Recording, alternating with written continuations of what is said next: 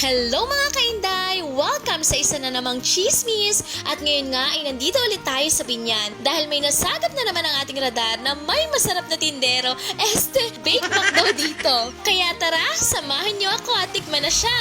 Igulong na yan! Eto lang naman ang Bake Mac ni Big Boy. Get a big boy, I need a big boy, give me a big boy.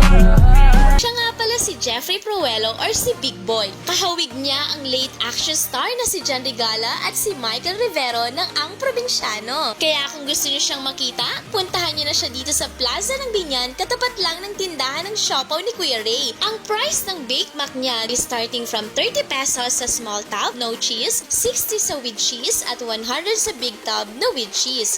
Hindi lang Bake Mac ang tinda niya mga kainday. Pwede niyong i-visit ang kanyang Facebook page na Big Boy's Food Delivery and Catering Services para sa iba pang menu, orders at katanungan. Siguradong matatakam kayo sa Bake Mac ni Big Boy dahil hindi lang mura kundi masarap din talaga. Yung Bake Mac ang tinutukoy ko mga kainday ha, hindi si Big Boy. Kita niyo naman sa toppings niya na cheesy talaga at nakakaubos siya ng 30 to 40 tabs sa loob lang ng isang oras. Hindi na ako magtataka kung bakit kasi napaka-inviting naman talaga sa ngayon bumili sa mga ganitong klaseng seller na bata pa at marunong mag-ayos ng kanilang sarili para mas lalong makainganyo ng customer. Nandito si Big Boy araw-araw from 11 p.m. to 1 a.m. o hanggang sa maubos ang kanyang paninda kasi yun ang oras na madami ang namimili dito sa Binyan. Pero huwag kayong mag-alala mga inday, kung sakaling hindi nyo siya maabutan, meron naman siyang online page at pwede kayong umorder online. Kaya ano pang hinihintay nyo mga kainday? Punta na dito kay Big Boy at tikman nyo na rin siya.